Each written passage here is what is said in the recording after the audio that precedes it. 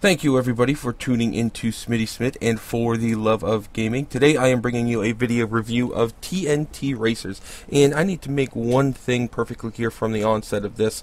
I hate racing games. They're just, it's not that they're not fun or interesting or well done, it's just I'm not very good at them. I've never bothered to get good, but when an arcade racing game, pops up, I'll give it a try because I want to like them. It's just that I'm so bad at them. I'm the guy that, drives into you at the corner in order to get around you rather than try to draft and go around the other way. It's just more fun for me that way. However, I do need to say games like Burnout Paradise, Split Second, Blur, things like that are really arcade-ish.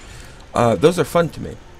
But let's get into the gameplay that we have here. Basically, this is the the epitome of the word arcade when it comes to racer, and that makes it that much fun. You start when you have an option for, I think, 4 or 5 cars, and you'll have the opportunity later on in the games to unlock more cars. Now, there are different game modes. They range from basically knockout mode, and what that is if the lead racer gets too far ahead and the camera will follow the lead racer, then what happens is the person who falls off the screen at the end loses.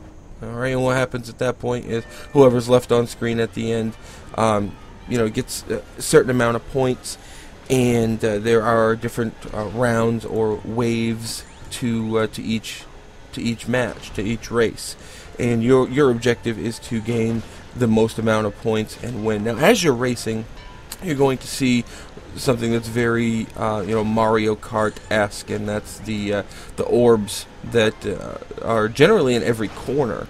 And what they do is they give you a power-up you can use. You can use things like smoke or grease.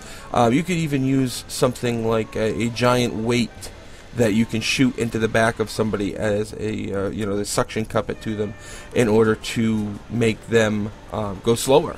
All right, and obviously that's used to win the race, especially when you're trying to win a knockout race. Now, there's also the smoke will blind them and put them off the road, and there's also these floating coins which actually give you an immense number of points, and those are key to winning any game that's point based. So those are very important as well.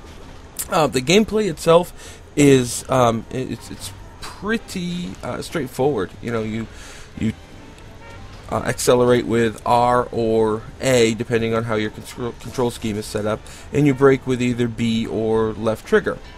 I was using my speed freaks. If you don't know what freaks are, check out controlfreak.com, and you can pick up a pair for relatively cheap amounts.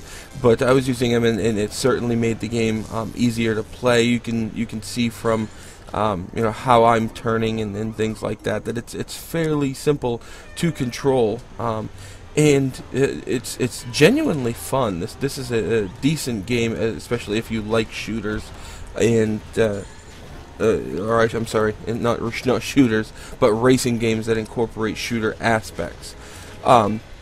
The audio is decent, not anything you wouldn't expect for a game like this, and overall the fun factor is there. I recommend this to anybody, again, who likes racing games, who enjoys multiplayer, because there is a multiplayer mode, there's a single player mode, and there's different types of races. You have the knockout mode, you have what's called a ghost mode, which after you're knocked out you can come back as a shadow.